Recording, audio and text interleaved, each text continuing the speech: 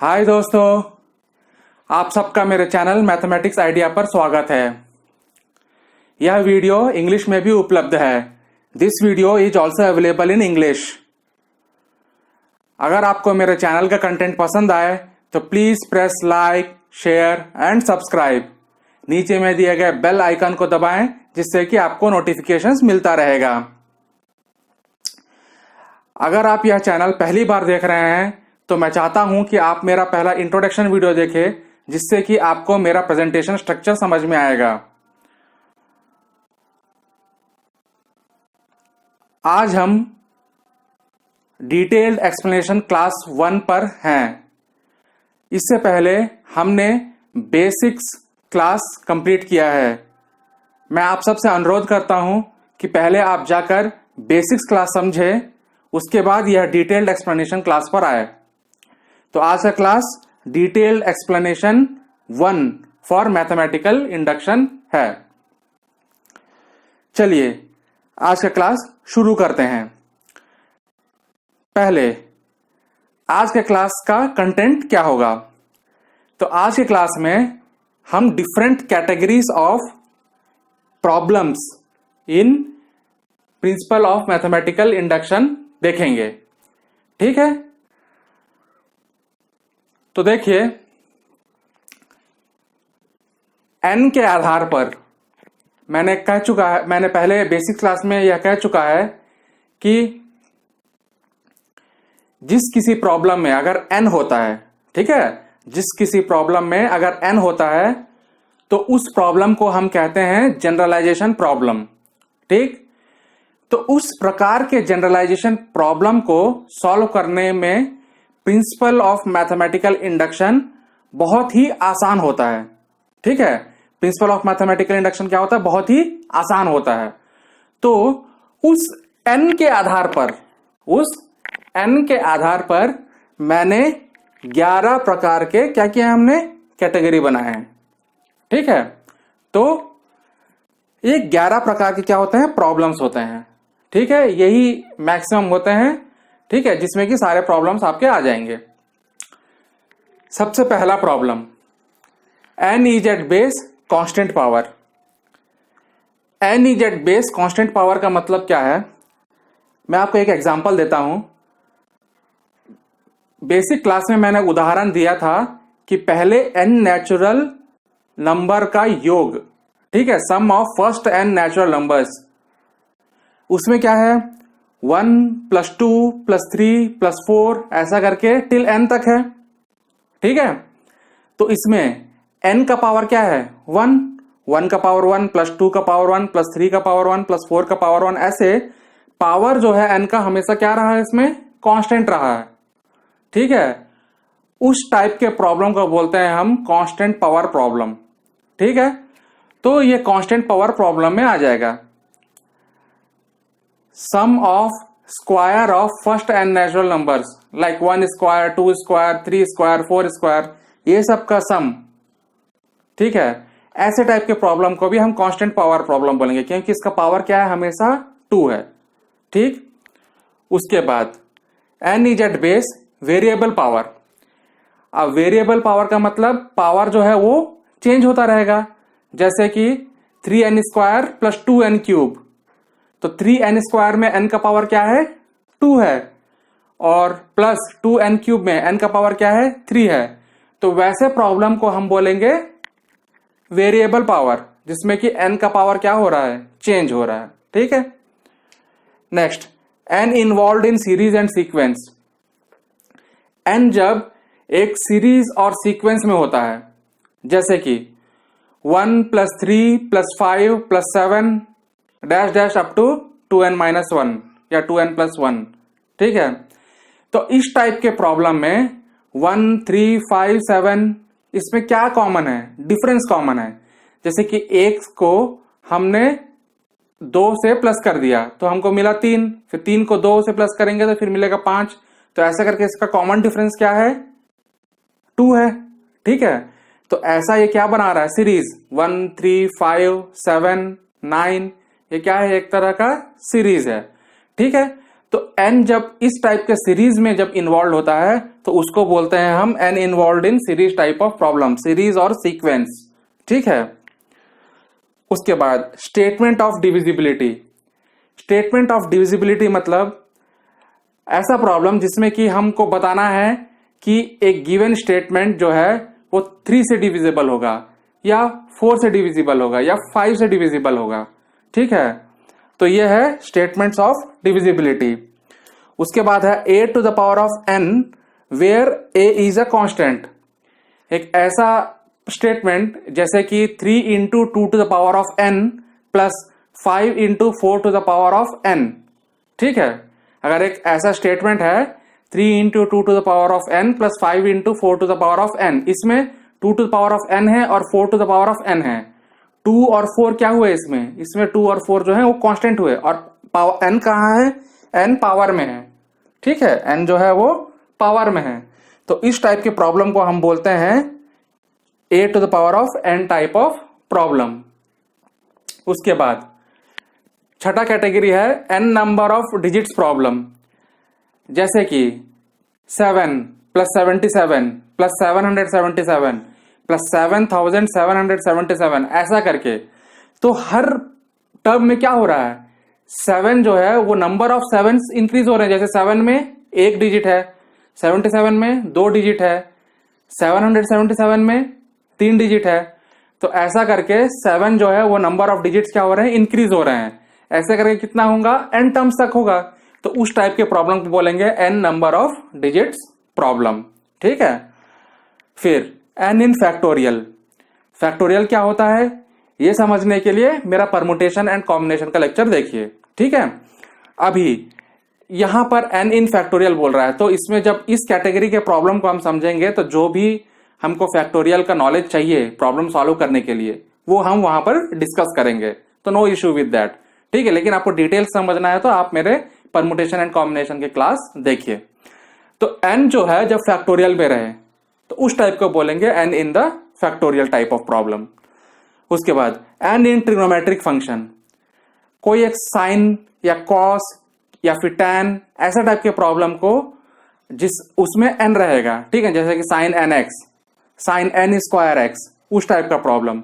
तो उस टाइप के प्रॉब्लम को बोलेंगे ट्रिग्नोमेट्रिक फंक्शन, जिसमें कि ट्रिग्नोमेट्रिक फंक्शन यूज हुआ है।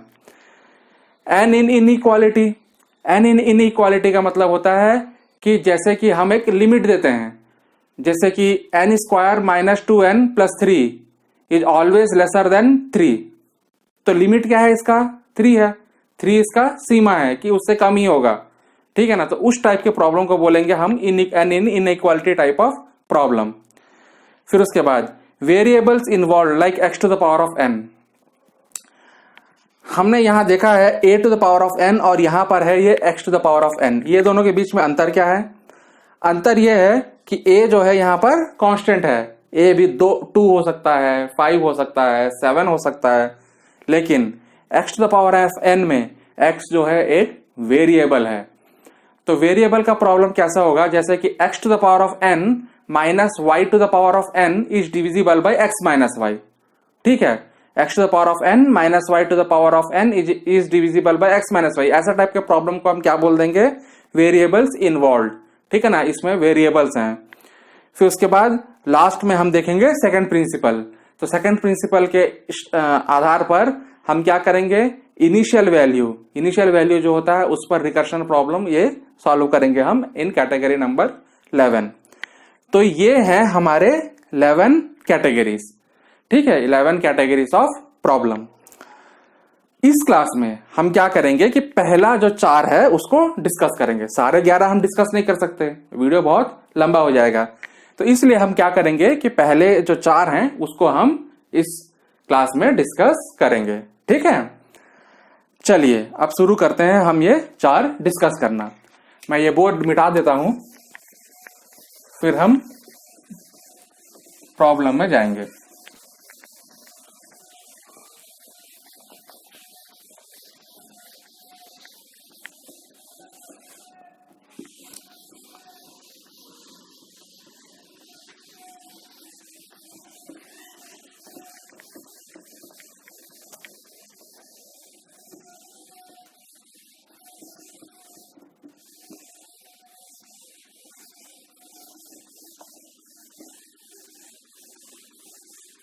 एक मैथमेटिकल स्टेटमेंट को हम पी एन से लिखते हैं, ठीक है।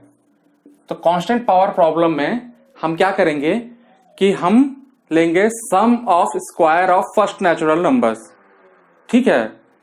फर्स्ट एंड नेचुरल नंबर्स के स्क्वायर का सम। तो क्या हो जाएगा, नेचुरल नंबर 1 से स्टार्ट होता है, तो 1 square plus 2 square plus 3 square, ऐसा करके n स्क्वायर तक। ये हो गया हमारा LHS, ठीक है। अब उसके बाद ये किसके बराबर होगा, n+1 और 2n+1 बाई 6 के बराबर, ठीक है। इसको हमें क्या करना है, सिद्ध करना है कि 1 से लेकर के n के सारे स्क्वायर टर्म्स के सम का योग n+1 2n+1 बाई 6 होगा, ठीक है। सबसे पहला स्टेप चेक स्टेप जो होता है, ठीक है। तो चेक स्टेप में क्या करेंगे, हम p ऑफ 1 करेंगे। जब p ऑफ 1 करेंगे तो उस समय हमें LHS में क्या मिलेगा, LHS जो होगा वो हमारा होगा 1 स्क्वायर, जो कि होगा 1। अब RHS पे आ जाइए।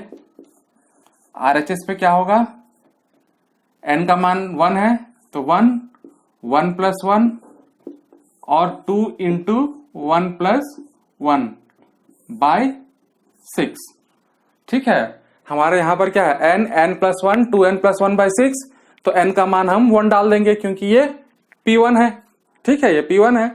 तो ये हो जाएगा 1 1+1 2 इंटू 1+1 बटा 6। तो कोई हमने यहां पर लिख दिया है। तो इसका मान कितना हो जाएगा, 1 गुणा 2 गुणा 3 बटा 6, तो ये हो जाएगा 1, ठीक है। तो हमारा LHS और RHS जो है दोनों बराबर आ गया, तो इसका मतलब P1 ट्रू है। तो इनिशियल चेक जो है हमारा खत्म होता है इससे। अब आ जाते हैं हमारा एजम्पशन स्टेप। एज्यूम करते हैं कि PM जो है वो ट्रू होगा। जब एज्यूम करते हैं कि PM ट्रू होगा तो हमें क्या मिलता है, इसका आउटपुट क्या होता है, एक कॉन्क्रीट स्टेटमेंट होता है, ठीक है। तो कॉन्क्रीट स्टेटमेंट कैसे लिखेंगे हम इसका, तो LHS इक्वल टू RHS कर देंगे। क्या करेंगे, 1 square plus 2 square plus 3 square, ऐसा करके m स्क्वायर तक। इसका योग हो जाएगा m+1 2m+1 बाई 6, ठीक है। ये इसका योग हो जाएगा। आया समझ में। तो ये हमारा कॉन्क्रीट स्टेटमेंट निकला किससे, हमारा PM से। अब हम जाएंगे अपने इंडक्शन स्टेप पे। इंडक्शन स्टेप क्या है, तीसरा स्टेप है। हमको ये सिद्ध करना है कि PM+1 भी सही होगा, ठीक है। हमें ये सिद्ध करना है कि PM+1 भी सही होगा। तो PM+1 क्या हो जाएगा LHS के लिए, PM जो था वो m स्क्वायर तक था LHS, ठीक है ना। तो m+1 होगा तो m+1 तक जाएगा। तो इसमें आ जाएगा तुम्हारा LHS जो है वो आ जाएगा 1 square plus 2 square plus 3 square plus dash dash m, उसके बाद m+1 का स्क्वायर, ठीक है। तो ये हमारा हो गया LHS, ये m स्क्वायर होगा, ठीक है। तो ये हो गया हमारा LHS। तो कॉन्क्रीट स्टेटमेंट का यूज कैसे करें इसमें, तो यहां 1 से लेकर के m स्क्वायर का योग क्या है, m+1 2m+1 बाई 6, तो उसको इसकी जगह हम बदल देते हैं, ठीक है। 1 से m स्क्वायर के बीच में हम ये डाल देते हैं m+1 2m+1 बाई 6। तो ये आ जाएगा m+1 2m+1 bye 6 plus m+1 का होल स्क्वायर। ठीक, आया समझ में? ठीक है। अब हम ये देखेंगे कि हमारा RHS कैसा दिखेगा। ठीक है, LHS यहां तक आ गया। इससे आगे बढ़ने से पहले हम ये देखेंगे कि हमारा RHS कैसा दिखेगा। तो RHS कैसा दिखेगा के लिए क्या करेंगे, हम n को m+1 से रिप्लेस कर देंगे। किसमें? RHS में। तो ये हमारा RHS है, ये हमारा क्या है? RHS है। तो ये RHS में n के जगह लिख देंगे m+1। तो हमारा RHS कैसे दिखेगा? Pm+1 का Pm+1 का RHS लिखेगा m+1 m+2 और 2m+3 बटा 6। ठीक है, m+1 m+2 2m+3 बटा 6। तो ये हमारा दिखेगा RHS। तो हमको वो लेके आना है RHS। ठीक है, तभी ये सिद्ध होगा कि Pm+1 भी सही है। ठीक है, अगर वो नहीं आया तो फिर Pm+1 सही नहीं है। तो हमें उसके प्रति काम करना है कि हमें m+1 m+2 2m+3 बटा 6 लेके आना है। ठीक है, तो इसमें क्या होगा हमारा, इस स्टेप में ये m+1 कॉमन आ गया, तो इसमें लिख दीजिए m+1 हम निकाल देते हैं कॉमन। तो अंदर क्या बच गया? m इंटू 2m+1 बचा बटा 6 और यहां से m+1 निकाल देंगे तो इसमें बच जाएगा m+1।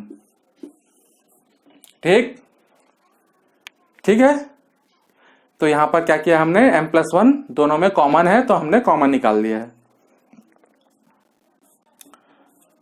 और हमारे RHS में भी देखिए हमें m+1 चाहिए तो हमें एक टर्म मिल गया m+1। ठीक है, अब ये m+1 लिख देते हैं।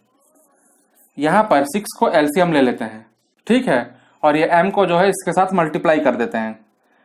तो m जब इसके साथ मल्टीप्लाई करेंगे तो ये हो जाएगा 2m² plus m plus 6m plus 6 बटा 6। ठीक है, 2m² plus m plus 6m plus 6 बटा 6। तो ये आ जाएगा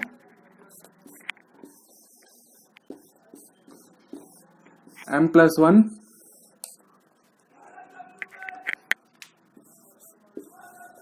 2m² प्लस 7m प्लस 6/6। ठीक है, तो ये m प्लस 6m क्या हो जाएगा? 7m। ठीक है, उसके बाद इसको हम क्या करेंगे, स्प्लिटिंग मिडिल टर्म करेंगे। यहां का 2 और यहां का 6, मतलब 2 गुणा 6 12 और 7 को लिख लेंगे 3 धन 4।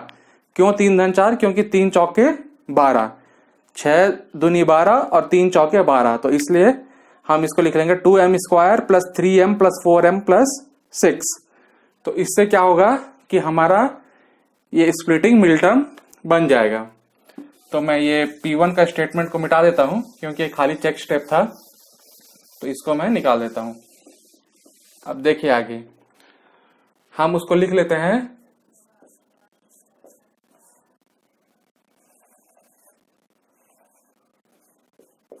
m+1 2m² plus 3m plus 4m plus 6/6। ठीक है, प्लस 6/6। ठीक, अब इसमें क्या आ जाएगा, यहां से m कॉमन आ जाएगा और यहां से 2 कॉमन आ जाएगा। ठीक है, तो इसको हम लिख लेंगे m+1, यहां से m कॉमन निकाल लेंगे तो ये हो जाएगा 2m प्लस 3 और यहां से 2 कॉमन निकाल लेंगे तो इसमें हो जाएगा 2m प्लस 3 होल बटा 6। ठीक है, आए समझ में? तो क्या किया हम इसमें हमने m कॉमन लिया, पहले 2m स्क्वायर प्लस 3m से, तो ये बच गया 2m प्लस 3। फिर यहां से हमने क्या कॉमन लिया, 2 कॉमन लिया, तो फिर बच गया इसमें से क्या, 2m प्लस 3। अब ये दोनों टर्म में से क्या कॉमन है, 2m प्लस 3 कॉमन है, तो उसको हम बाहर निकाल लेते हैं, और हमको 2m प्लस 3 चाहिए भी। ठीक है, तो इसमें लिख लेंगे m प्लस 1 और 2m प्लस 3 आ गया कॉमन, तो फिर बच गया इसमें m प्लस 2 बटा 6। ठीक है, तो जो हमने सोचा था, ठीक है, m plus 1 m plus 2 2m plus 3 by 6, वो हमको मिल गया, m plus 1 m plus 2 2m plus 3 by 6। तो इसका मतलब pm प्लस 1 भी सही है। ठीक है, pm प्लस 1 भी सही है। तो इससे हमें क्या आएगा कंक्लूजन, कंक्लूजन ये आएगा कि pn इज ट्रू। आया समझ में कि pn सही है। ठीक है, इससे हमारा पहला कैटेगरी समाप्त होता है। ठीक है, चलिए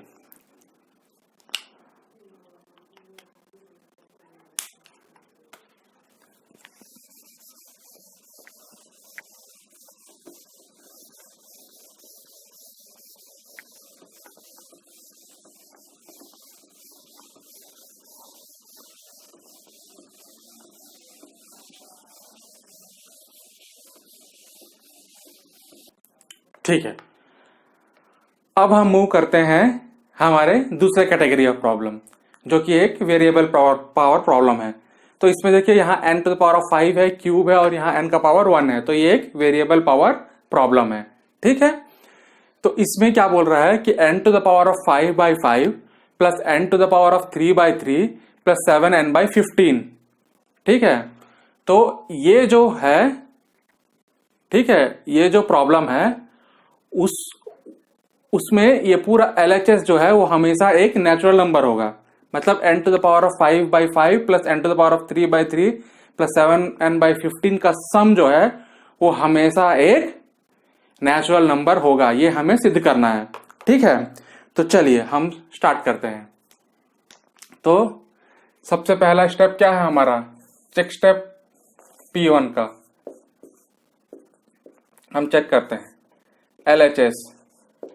LHS में हम क्या करेंगे, 1 डाल देंगे, तो ये आ जाएगा 1 to the power of 5 by 5 plus 1 to the power of 3 by 3 plus 7 by 15।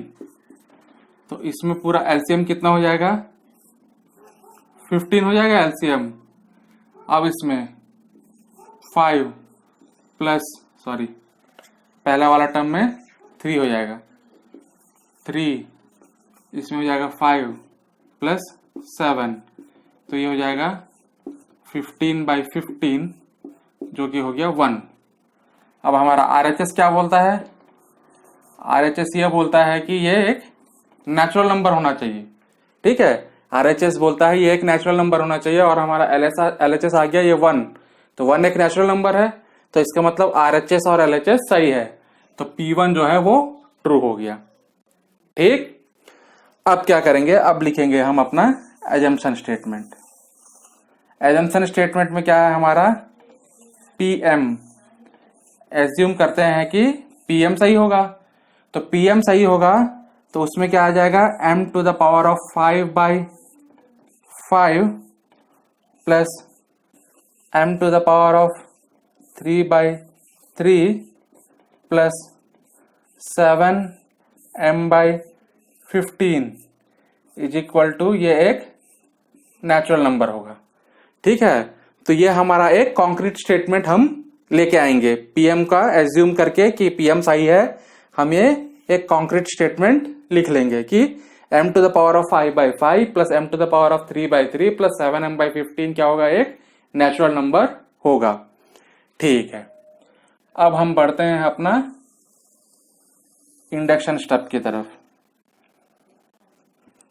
ठीक है, तो इंडक्शन स्टेप में क्या है अपना थर्ड स्टेप, ये अपना थर्ड स्टेप है, जिसमें कि हम लिखेंगे कि Pm+1। तो जब Pm+1 लिखेंगे तो इसमें क्या करेंगे, हम पहले अपना LHS लिखेंगे। तो जो LHS होगा वो हो जाएगा M+1 का पावर 5/5 प्लस M+1 का पावर 3/3 प्लस 7 M+1/15। ठीक है, हमने क्या किया, n के जगह में क्या किया, हमने M+1 रख दिया। तो क्या आया हमारा M+1 to the power of 5/5 plus M+1 to the power of 3/3 plus 7 M+1/15। ठीक है, यह आ गया हमारा Pm+1 का LHS। अब हमारा RHS कैसे दिखेगा, हमारे RHS जो होना चाहिए वो क्या होना चाहिए, एक नेचुरल नंबर होना चाहिए। ठीक है ना, ये हमको दिखाना है। इस प्रॉब्लम को आगे सॉल्व करने के लिए हमें M+1 to the power of 5 और M+1 to the power of 3 को एक्सपेंड करना है। ठीक है, क्या करना है, इसको एक्सपेंड करना है। तो इसको एक्सपेंड करने के लिए हम यूज करेंगे पास्कल ट्रायंगल। अब ये पास्कल ट्रायंगल क्या होता है, ठीक है, तो ये मैं चेक स्टेप मिटा देता हूं। यहां पर हम एक पास्कल ट्रायंगल लिख लेंगे इसका।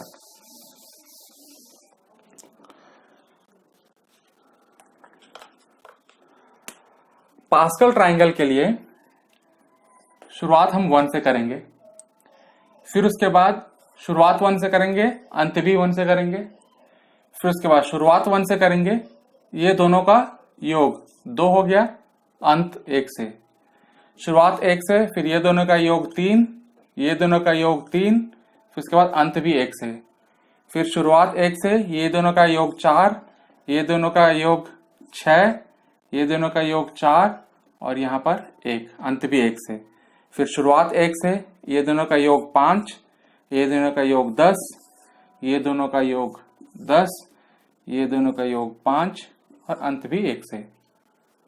ठीक है, तो इस प्रकार इसको लिखते जाएंगे। फिर उसके बाद आ जाएगा 1, 6, 15, 20, 15, 6, 1। ठीक है, हमको बस योग करते जाना है दो दो का और उसके नीचे लिखते जाना है। तो इस प्रकार के स्ट्रक्चर को हम बोलते हैं पास्कल ट्रायंगल। ठीक है, अब इससे हम इसको कैसे एक्सपेंड करें।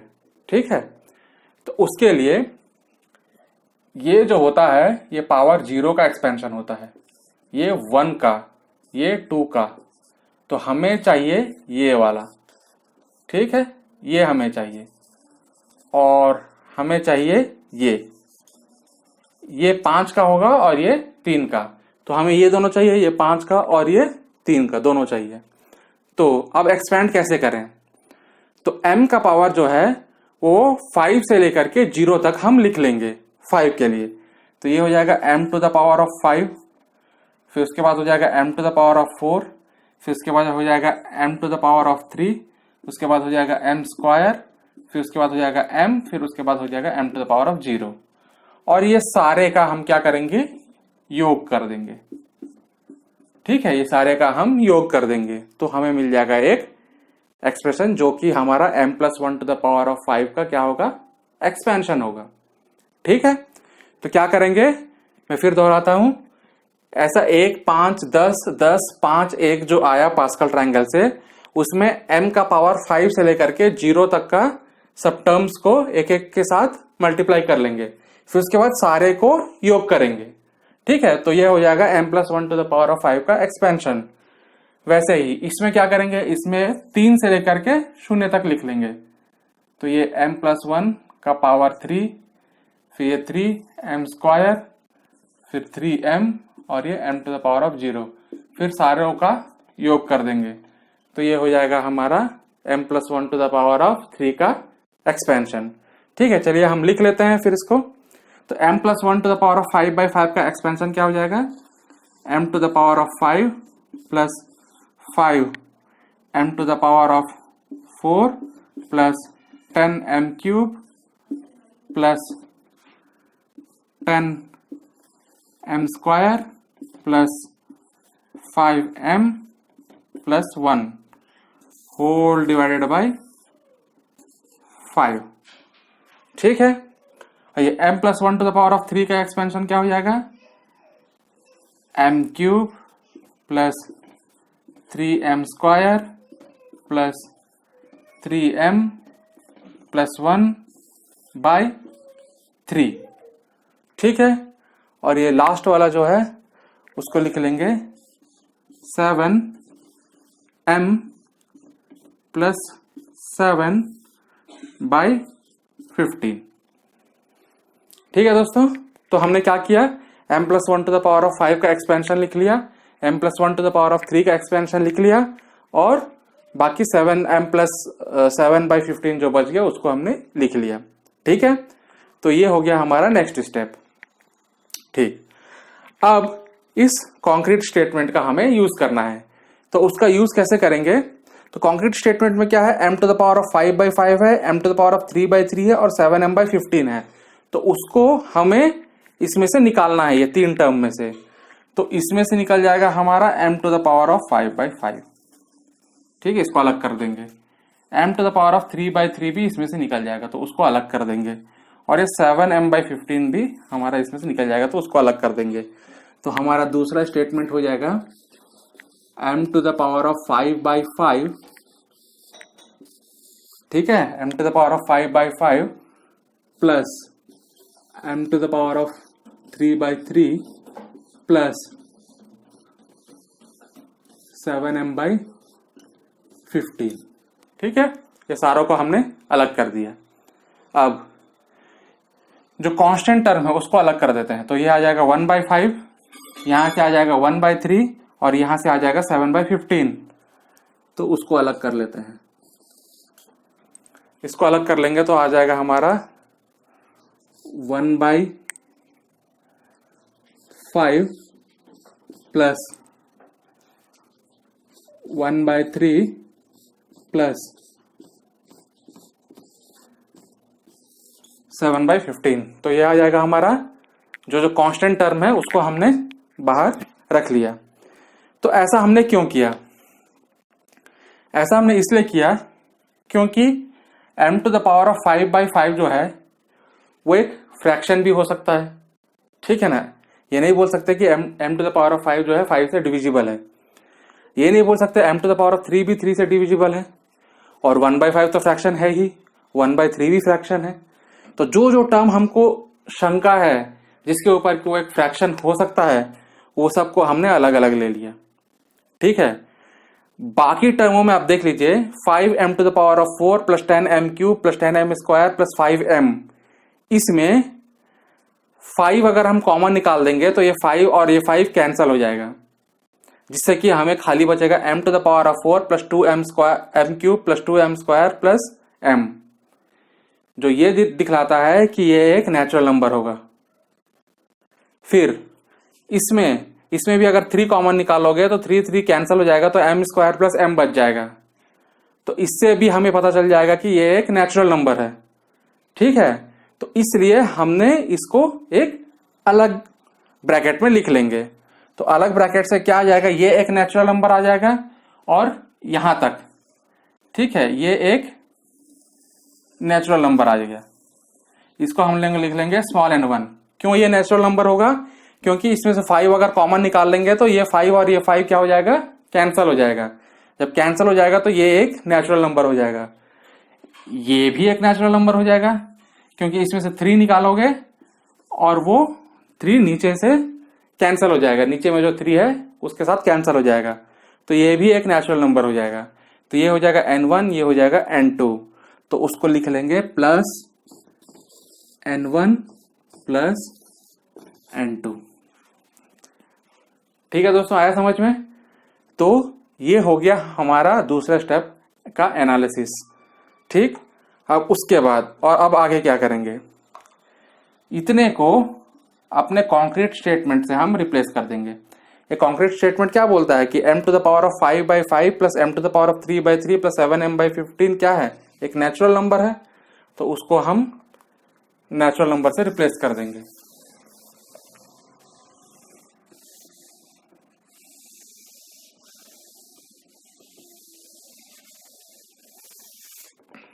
तो फिर हमारा आ जाएगा, उसको हम एक नेचुरल नंबर n से रिप्लेस कर देंगे। उसके बाद इसमें 1/5 प्लस 1/3 प्लस 7/15 का योग करना है, तो वो हो जाएगा, पूरे का एलसीएम 15 होगा, तो 3 प्लस 5 प्लस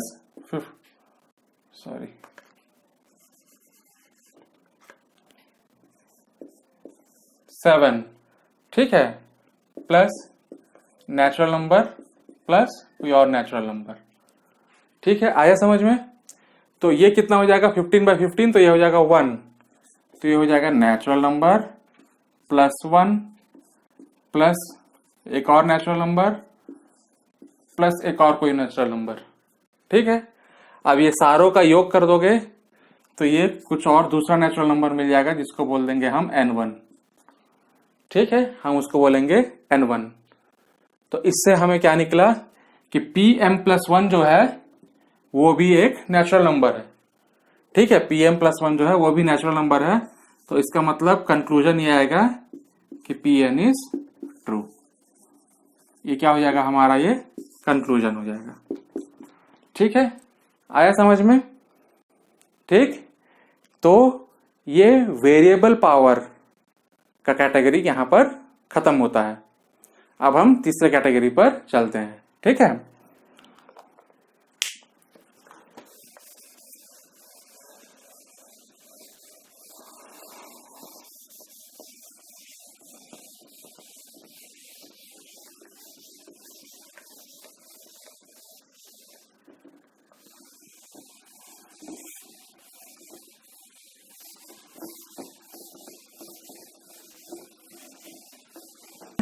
अब आगे बढ़ते हैं हम अपने तीसरे कैटेगरी के ऊपर। ठीक है, ये तीसरा कैटेगरी जो है वो है हमारा सीरीज एंड सीक्वेंस पर है। तो सीरीज एंड सीक्वेंस में देख रहे हैं तो यहां है 1×3 प्लस 2×4 प्लस ऐसा ऐसा करके n×n+2। तो इसमें क्या है सीक्वेंस, देखिए 1 है, 2 है, 3 है, उसके बाद क्या है 1 को फिर 3, मतलब ये दोनों के बीच का क्या है डिफरेंस 2 है। यहां पर भी इन दोनों के बीच का डिफरेंस क्या है, 2 और 4 के बीच में 2 है। ऐसा n और n+2 के बीच में डिफरेंस क्या है, 2 है।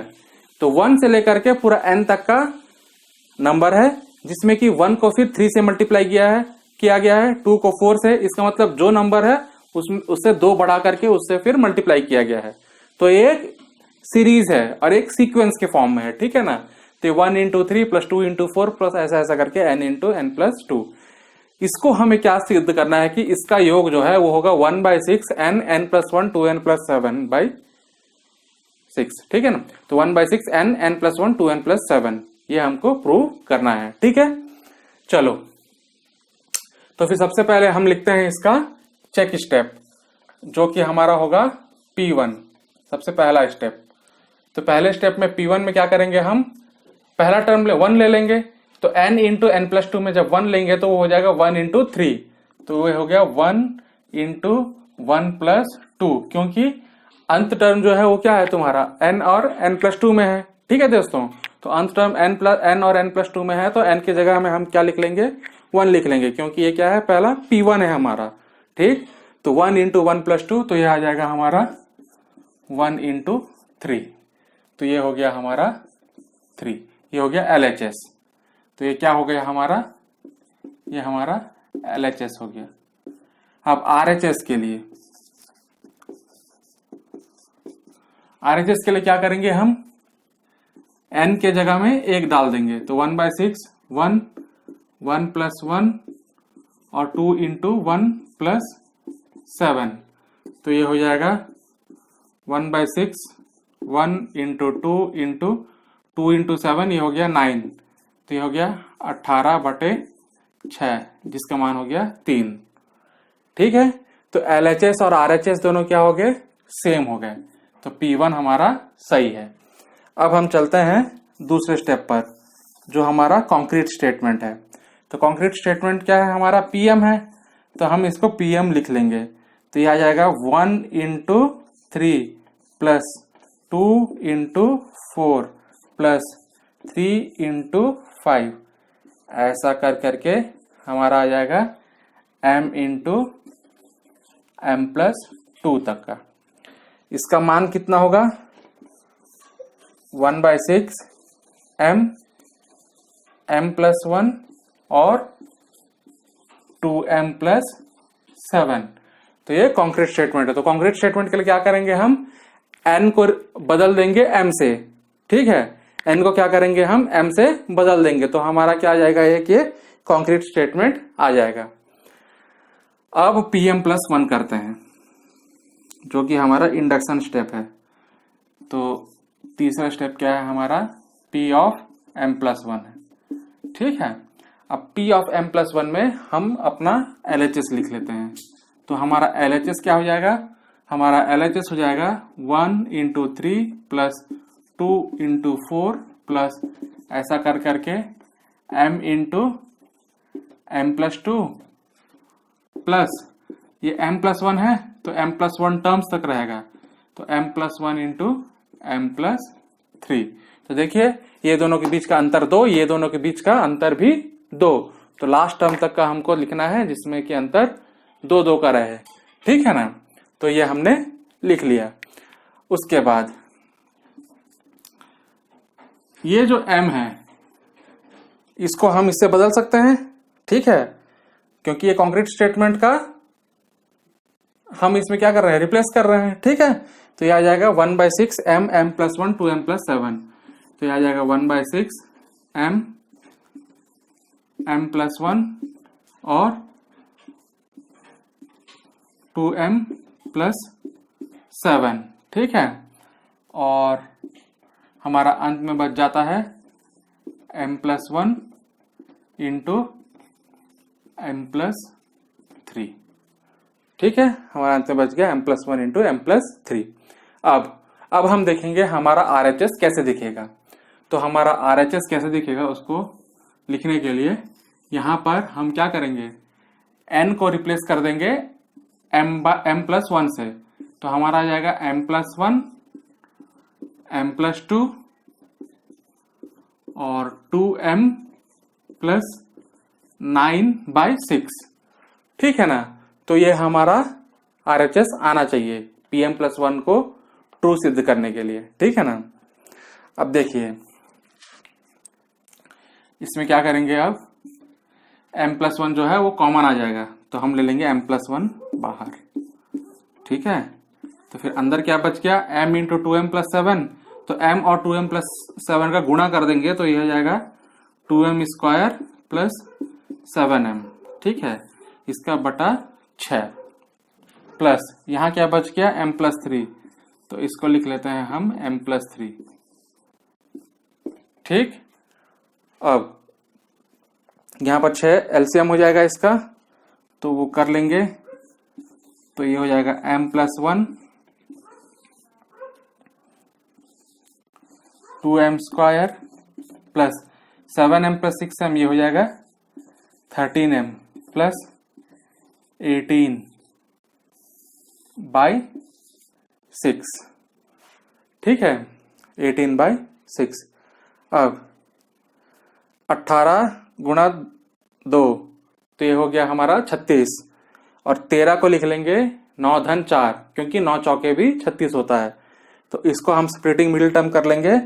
तो ये हो जाएगा m plus 1 2m square plus 9m plus 4m plus 18/6। ठीक है, अब ये समझ में आ गया। हमने क्या किया, 13 को 9 धन 4 लिख लिया। अब उसके बाद यहाँ पर पहले में से m कॉमन है और दूसरे में से 2 कॉमन है, तो उसको हम कॉमन कर लेते हैं। तो इसको मैं मिटा देता हूं, ये हमारा चेक स्टेप है। तो फिर हमारा आ जाएगा यहाँ पर m प्लस 1 और उसके बाद उसमें से m निकाल लेंगे तो उसमें बच जाएगा हमारा 2m प्लस 9 और उसमें से निकाल लेंगे 2 कॉमन तो हमारा बच जाएगा 2m प्लस 9। होल बटा 6। ठीक है, तो हमारा आ जाएगा m+1। अब ये दोनों में से 2m+9 कॉमन है, तो हम निकाल देंगे 2m+9 कॉमन, तो फिर बच जाएगा हमारा m+2 होल बटा 6। तो हम देखते हैं जो हमने सोचा था वो हमें मिला कि नहीं। हमने ये सोचा था कि हमें मिलेगा m+1 m+2 2m+9/6। ठीक है, m+1 m+2 2m+9/6, और हमें मिल गया m+1 m+2 2m+9/6। इसका मतलब Pm सही है। तो कंक्लूजन क्या आएगा? कंक्लूजन ये आ जाएगा कि Pn इज ट्रू। ठीक है, ये हमारा कंक्लूजन हो जाएगा। ठीक है, Pm+1 सही है, इसलिए Pn भी ट्रू होगा। तो इससे हमारा तीसरा कैटेगरी समाप्त होता है। ठीक है, चलिए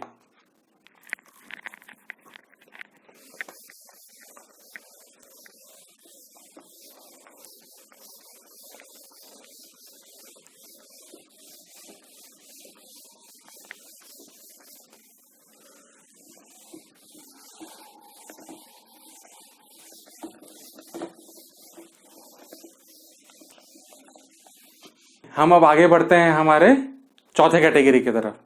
तो चौथा कैटेगरी क्या है हमारा? डिविजिबिलिटी का। तो डिविजिबिलिटी का प्रॉब्लम ये है कि ये n³ - 7n+3 जो है वो 3 से डिविजिबल होना चाहिए। ठीक है ना? तो हम क्या लिख लेंगे? 3 से डिविजिबल है, इसका मतलब ये सारा जो n³ - 7n+3 जो है वो 3 लैम्डा होगा। ठीक है, जो जहां की लैम्डा कोई भी एक इंटीजर है। अगर 5 से होता तो हम लिख लेते हैं 5 लैम्डा। ठीक है ना? वैसे जिस नंबर से डिविजिबल होगा तो उसको उतना लैम्डा लिख लेंगे। तो ये हो गया मेरा LHS। ठीक है, और ये हो गया मेरा RHS। ठीक, तो अब हम पहले स्टेप पे जाएंगे जो कि हमारा चेक स्टेप है। तो P1 के लिए हमारा LHS क्या हो जाएगा? LHS जो है उसमें 1 डाल देंगे, तो 1³ - 7 × 1 + 3, तो ये हो जाएगा 1 - 7 + 3 जो कि हो जाएगा -3। तो ये हमारा RHS क्या बोलता है? हमारा RHS ये बोलता है कि ये 3 लैम्डा के फॉर्म में होना चाहिए। ठीक है, ये किसके फॉर्म में होना चाहिए? 3 लैम्डा के। तो 3 लैम्डा के फॉर्म में है। लैम्डा का मान कितना है यहाँ पर? -1। ठीक है ना? तो लैम्डा कोई भी इंटीजर हो सकता है। ठीक है ना? नेगेटिव भी हो सकता है, पॉजिटिव भी हो सकता है। ठीक, तो ये 3 लैम्डा के फॉर्म में है, तो इसका मतलब हमारा P1 जो है वो सही है। ठीक है, अब हम लिख लेते हैं अपना एज्यूम्ड स्टेप Pm का। तो Pm के एज्यूम्ड स्टेप से हमारा क्या निकलेगा? एक कॉन्क्रीट स्टेटमेंट निकलेगा। तो कॉन्क्रीट स्टेटमेंट क्या होगा कि m³ - 7m+3 जो है वो 3 लैम्डा होगा। ठीक है, ये हमारा कॉन्क्रीट स्टेटमेंट है। अब हम आगे बढ़ते हैं अपना इंडक्शन स्टेप की तरफ। तो इंडक्शन स्टेप क्या है? हमारा तीसरा स्टेप है। तो उस स्टेप में क्या लेंगे हम? Pm+1। तो जब Pm+1 लेंगे तो हमारा LHS क्या हो जाएगा? हमारा LHS जो है वो हो जाएगा m+1 का होल क्यूब -7 m+1 + 3। ठीक है, ठीक, तो हमने क्या किया? n के जगह में हमने m+1 ले लिया फॉर Pm+1। अब क्या करेंगे? इसको एक्सपेंड कर देंगे m+1 का होल क्यूब को, तो यह आ जाएगा m³ + 3m² + 3m+1। ठीक है, अब यहां पर क्या बच गया? -7m - 7 + 3।